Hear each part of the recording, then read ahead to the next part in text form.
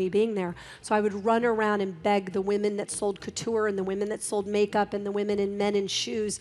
I gave free product away. I was like, I'm going to give free product away. I was like, there's a contest. I mean, I just, whatever I could do to get them to attend my morning meeting. And I did this, and then I stood for, 7 to 8 hours a day and sold Spanx out of the hosiery department in the entrance of of Neiman's, without permission, which is a big key.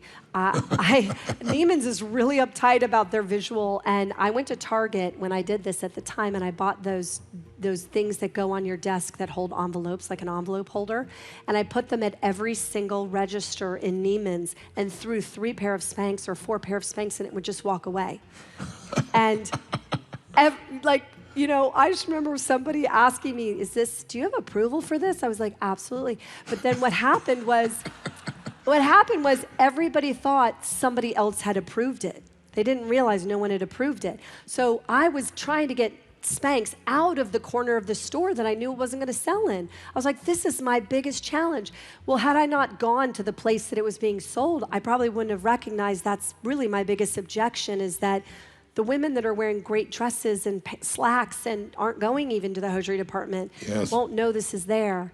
So I had to break a lot of rules to get it done. And then by the time that they realized no one had approved it, the CEO at the time, Bert Tansky, said, they saw what the sales were doing on this $20 item, and he said, whatever this girl's doing, let her keep doing it. How many years did you do that for? For 2. For 2 years. You're having that incredible.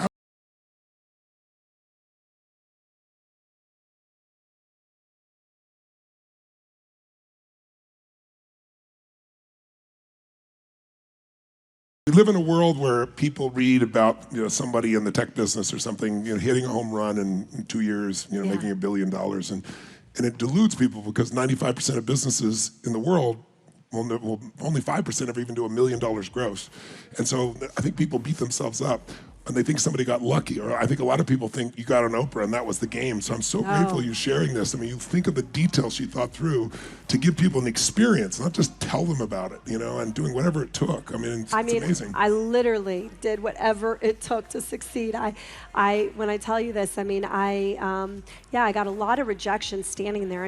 Not everybody was always happy for me to be like, hey, check this out. But I took a picture of my, own butt. I laminated it in before and after, and I stood there and showed people this my butt with a panty line and cellulite on it under white pants, and I'd be like, this is me, look, this is before and this is after, and people were like, but I also think that vulnerability, so many people said to me I don't know that you should be the before and after butt model as the founder. And I'm like, but I need this product. This is the whole why. And, so I just was connecting with people that way. But what else happened is I built a sales force that wasn't on my payroll, because every store that I hit became an advocate for me and my brand. They were rooting for me. And I had spent that whole day there getting to know them and selling them on why this was such a great product. But I wouldn't leave a store without talking to every employee, including the ladies that did gift wrap. I would run back to gift wrap and be like, hi, I'm Sarah. Here's my pitch. I know you're going to love it. It's just I didn't want to leave one stone unturned, especially if I had taken the time to fly there and go there, because it was expensive. Yes. And I told my team back home one time, Tony, I was like, I'm going to California, and because the flights are really expensive, I land in San Diego, and 21 days later, I leave out of San Francisco, and I'm hitting every store between San Diego and San Francisco. That's extraordinary. And I had MapQuest at the time, and I was freaking out. I didn't know where I was half the time. And I did every single day, including Sundays, for 21 days. Wow. And my feet were blisters everywhere, because at Neiman's, I had to look the part. So I was in really high heels and trying to be in a cute outfit for those ladies. And I got on the plane after 21 days in San Francisco, and I sat on the plane, and the guy next to me is like, hey, how are you? And I'm like, wah! I just started bawling. I just bawled and bawled the whole flight back. He was like, are you okay? I'm like, I'm fine, just a little tired. So anyway, but the Oprah was amazing, but I had to sell it myself too. Yes. I've always talked about, people that in their business don't usually maximize it because they get excited initially and then it doesn't work out the way they want. And there was a guy named Mel Fisher that I usually share with the group here who, went for 16 years looking for a gold treasure, true story, and he found it. You may remember. Yes. He found it. But he went 15 years with not a single gold coin. Right. He lost members of his team who died on trips. I mean, to be able to keep going and doing that. So, the kind of the three beliefs are, that aspect of, I got to believe the treasure's out there. If you don't certain the treasure's out there, you're not going to find it. And I got to believe I'm going to find it, and I got to know it's worth it, which comes back to one word, why. And so for you to drive that hard, pretty strong why. What's your why? And I think, when I've heard you talking with people, I know you bring that up. It is for me too. It's like people don't have to know the how if they got a strong enough what they're after and why. Right. What was the why for you, and what's the why today? So my why is all about the opportunity of being a woman born in the right country at the right time, which I had nothing to do with. That's just pure Grace.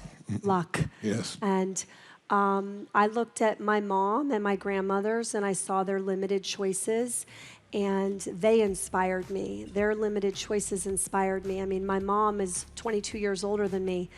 That is the smallest amount of time when you think about the scheme of how long human beings have been on this planet. By 22 years, I made it that my options were, I could fulfill my own dreams and potential. So my why was very much, I feel like I was doing this for not to squander the opportunity that was given to me. It's just something I've felt since I was a little girl. I'm not sure if I brought it into this lifetime or where it came from, because it just has always been there. And then I just was, for all the women that still don't have this opportunity. So a lot of people ask me also how you handle self-doubt. Self-doubt is, constantly positive messaging from people like Tony and, Wayne Dyer and these amazing souls that have been out there giving us these positive messages. But it's also when you can do something that's bigger than yourself, Yes. the self-doubt becomes a lot smaller. That's right. 'Cause it's not about you anymore. Right. Yeah. So when it's all about you, if it's only about you, it's a lot easier to be like, I don't want to make that call today, whatever, or I'm too scared to go through the door at Neiman's. But when I'm going through the door at Neiman's on behalf of all the women that came before me that didn't have this chance, and all the women on the planet who still don't, I could be crying in the car and shaking. I'm going through the door. And so it gets me emotional talking about it now. Sarah, you're an amazing soul, but the most amazing thing is you show other people that anyone can tap who they are. And it's like you've attended this week, isn't it? You've lived all the things I've been trying to teach everybody. You're bringing them up, which is the most important thing, is to find something you care about more than yourself. Yeah. Because business is a spiritual game. It's all about how can you do more for others than anybody else, but you only do so much for yourself. So you found that, and it's beautiful, and you haven't lost it over 20 years. That's what's really special. And, I had somebody ask me, like, how do you find something that you're that passionate about? And one of the things that I like to just tell people, it's just a simple